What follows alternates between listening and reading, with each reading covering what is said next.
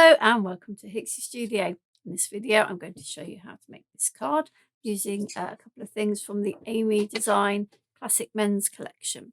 So I am going to be using this die. This is the motorcycling frame, and then I'm going to be using one of the 3D pushouts. This is SB10631 and this is called Cars. Two are cars and one was the bike which I used on the original card. And then I have already got this one created ready for this this card. It is called motorcycling frame, but I don't think it makes too much of a difference. It's still got sort of things that you might see, the cogs and the wheels and things. It's all mechanical. So two parts of the card then. One is the 3D push out and the other is the die. So let's deal with the push out first. I've got quite a few videos on the channel using pushouts from Amy Design, from Aall Creations and that. So, but in case you've not seen them before, I will go through how you would put one of these together. So, the pushouts are on a decoupage weight paper. They're not a card, but it is that sort of nice, really smooth, glossy type paper. They come 3 on a sheet, so 3 different designs on a sheet, and they are numbered, color coded with the numbers as well to make sure that you get the right pieces to go together. And you can ease them out with your fingers if you want. I prefer this method, which is the back of an old mouse mat and a large ball tool. This particular ball tool is the largest from the Crafter's Companion set of 3 that they use for flower forming, which I think are still on the Hixxycrafts website, and literally just doing that is enough to get it out. If you do end up with little pips that you're not too keen on, then just take a little pair of scissors and just snip those off. Okay, so we're going to get the second piece out. Now if you prefer to just take one piece out at a time and then stick it, then that's up to you, or I tend to take them all out in one. Good. So I've got a little pip on that one that I want to just get off. Okay. And then so here you see that was piece 1 and 2. Both of these are piece 3, and then this one will be piece 4. Although to be quite honest with you, this doesn't interfere with piece 4, so it doesn't really matter at which point you put that on. But as I said, they are all nicely numbered so that you know the order to put them in. And if in doubt, just start with the one that has the most of the image and work to the one that has the least of the image. I'm a little bit fussy about my hits, so I'm just going to put them as well. Okay, that's 3, and then this last one is number 4. So as I said, this particular 3D push-out sheet is called Cars, but it does have one motorcycle image as well as the 2 cars. In fact, this one is a taxi, yellow taxi. So there are different ways that you can glue these together. You can use foam pads if you want sort of an instant quick dry, or you can use 3D glue gel like I do. So I'm just going to put some 3D glue gel on the back of here. This is piece 2, and then a little bit of a string there. Try when you're putting decoupage together to have your head sort of over the top so that you can see directly down onto the image, so that you can position it properly. Because I used the ball tool on the back, this already has a slight doming to it, so it's giving a little bit of more dimension. And sometimes that can then be a little bit tricky to put on the top. Now this is part 3, but as I said, it doesn't matter if I put this on now or if I put this on after I put that on, because they don't They're not sort of part of the same, but not the same part of the image. So see, that will go there. I mean, to be technically, it is layer 3 because it's the third layer up, but put it on after you put this one on because they're different parts. So there's our image. Oh, I haven't done that one very well. That's another drawback. That said, yes, it does move. However, if I'd have put that on in the wrong place with foam pads, then it's almost impossible to get back up. So that's how the push outs work. Okay, so that one needs to be put to one side for it to dry, and I'm going to I'm going to use this one. I went for this one of the two because it's similar colours to this one, so I decided I'd stick with that. Okie dokie. So let's have a look at the base card. Really quite simple base card. I think I've done a 5x7. Let's check. Yeah, it's a 5x7, and I've used it as a temp fold card. And so we're just going to put our mats and layers. So I've gone for this sort of red and the teal colour to don't block up on me now. To matching with the colours from the image, and then because I felt that would be a bit dark, not wanting to play. Bear with me a moment. I'm just going to pin in it. There we go. There we go. Hope she says hopefully. Let's open that up. There we go. See, look at the difference there. Okay. Oh yeah. So I've gone for sort of off-white colour. Again, it sort of tones in with the background here, just so that then everything else stands out on it. See, look at the difference there. Plenty of glue, probably too much. There we go. It dries clear, so all right. And then I've also used the same to create a band. I'm just going to move, put slightly below halfway. So that's our base card created like so. And we can put that to the side now. Put this lid back on the glue, and hopefully we'll have no problems later. And that to the side. So we're going to concentrate now on cutting this out. So I need it cut twice. I have already cut it in the teal card, and I'm now going to cut it with the red. So we're going to run this through the machine. It may take a couple of goes. It might need just slight rotation, but we'll see. And we are also going to once it's cut, we're going to emboss it as well, because there are some really lovely little bits of embossing. I don't know. Oh, helps if I actually push the thing through the machine, doesn't it? Otherwise it just sits there. Right here you can see where you've got a 66, you've got root embossed in there. So root 66, you've got part of the goggles on the helmet, parts of the cogs. So it is worth running that through. So just turn that over to see whether it's cut, and it hasn't here. So what we're going to do is we're going to turn that slightly around like that, and we're going to run that back through.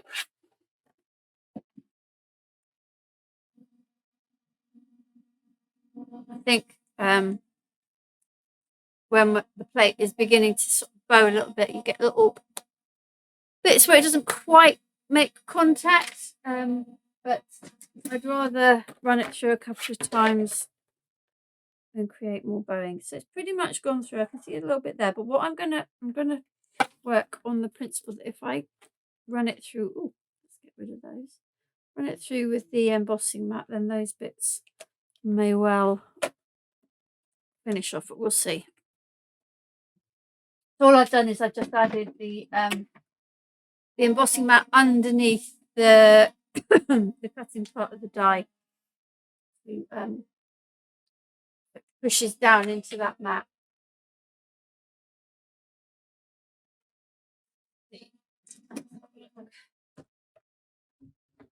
Okay, you see it's cut now properly. Everything is cut. So only little bits after that second run through that hadn't quite cut, by running it through with the embossing mat, have now sorted themselves out.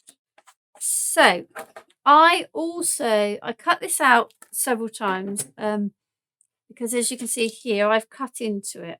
I'm not going to do it now, but it's quite easy to cut into this to get the little bits out as separate embellishments. So even if you didn't want to use it as an entire frame, you could cut out the little bits. Let's just run my dye brush over it. So, now you see here, little spanner that's fallen out, and I want to keep that. So just make sure you've picked out anything you want from the waste. So we've got a few little bits in our cogs. Now that was the cog. Do you remember when I looked at it the first time? I said, I'm not sure if that's cut properly. These little bits are slightly stuck, but I'm trying to think, do I need them to be out? Let's have a look. Yes, I do. So I'm just going to put it down and then put my pokey tool on the bit and then push through. They're not like completely not cut, they're just slightly still caught in there. So they've come out now. The stars, a little bit on the 66, a little bit on the cog there, and a little bit on this bit here, which it took me quite a while to realise what that was. It's actually handlebars from like a motorbike. Yeah, it took me a while. Right, so I have now got my two colours cut out. Now, what I did then was cut these again, and then I went through and I just snipped in to the little bit. So this cog in here, the Route 66 badge, the other cog. I cut this out separately to make that just a almost like another cog, and this one here as well. So if I just grab, you can see here. So this part is from there. Oh, you can see I've got a bit caught in there as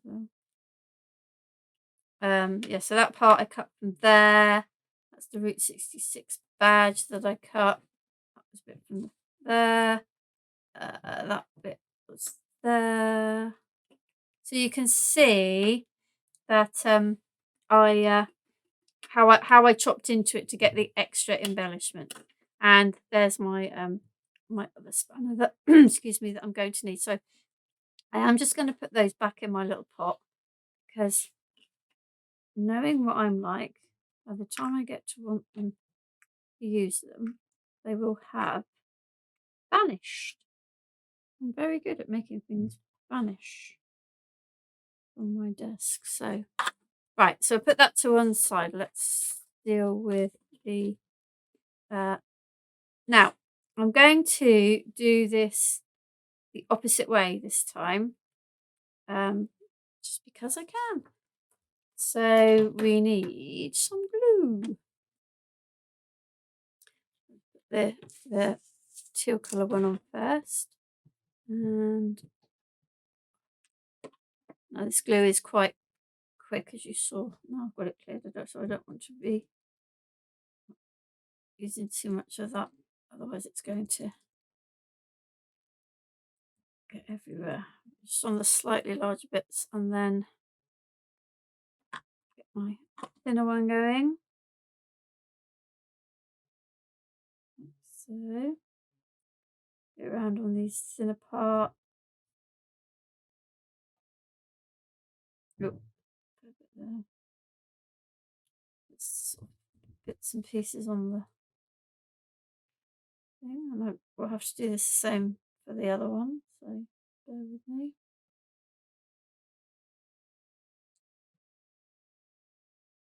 Okay, so I'll put this one down first. And so that kind of just sits just like so. And because it's going over here, I just want to make sure that it's stuck. It's fairly flexible, the frame, so it shouldn't be too much of an issue. Okay, so that's the first one, and then we do the same with the larger, same size. With the red one, not larger, using a different colour, not a different size. So again, just put in on the larger bits using the bigger glue applicator, and then putting the smaller one for the smaller pieces, like so. Once I've done that, we can then work out where the little image is going to sit, and then how to place the rest of the little bits of that I've cut from the frame. Okay. This is going to go like so. And again, I'm going to just get that piece, make sure I'm not using the gluey side, and press down.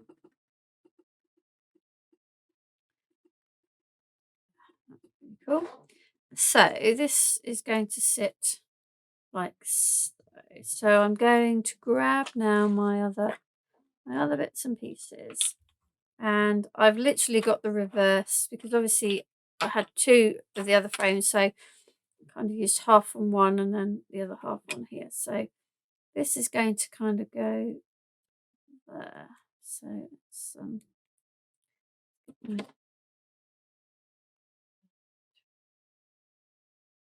tweezers, that's the word I was looking for. Took me a while, but I got there. So this is going to go, it sits kind of just under there.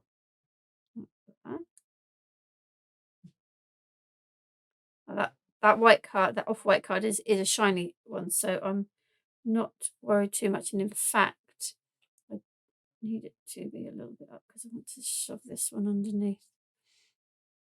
So let's put some glue on this one. This one is going under there.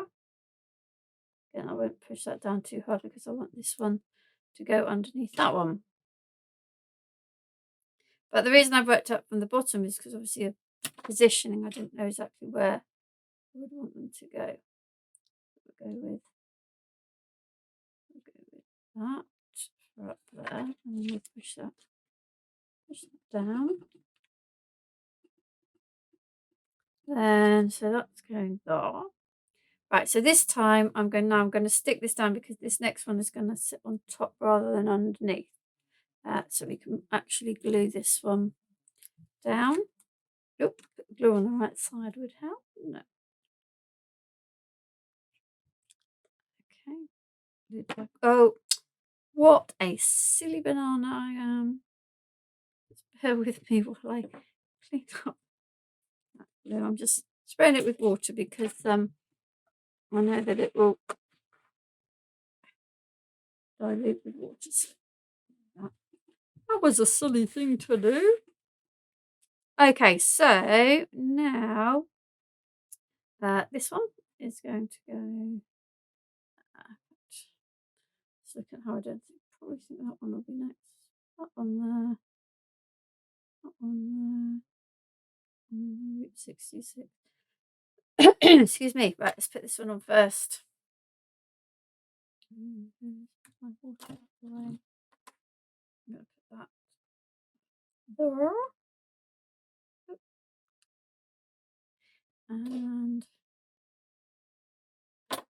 one like so. And then the Route Route 66. Ooh.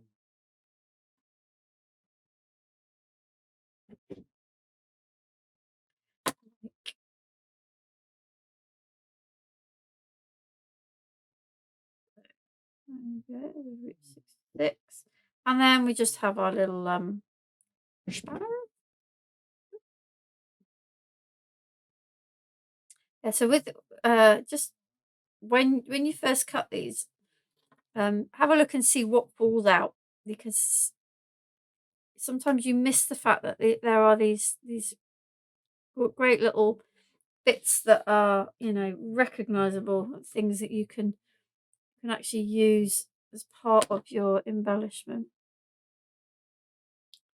I've got the red one from when we cut today,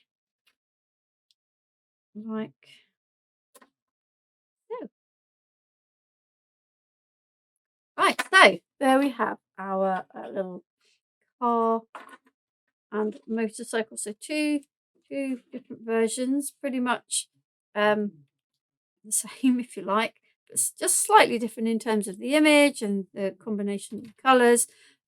So what we used was Amy Design, the new classic men's collection. There's loads of stuff in the collection. We, in this case, have used the motorcycling frame, cut it twice, but also cut into it for our little bits of embellishment. And then we teamed it up with one of the 3D pushouts, the SB10631, called Cars. But there are 2 cars and 1 motorbike on that. There are a few other pushouts in the collection. There are quite a few more dies. So I have some videos on the channel showing a lot of those. So please make sure you have a look, because, you know, we've got June, not too far away. We're almost in May. Father's Day cards, these would be perfect for. Thank you for joining me.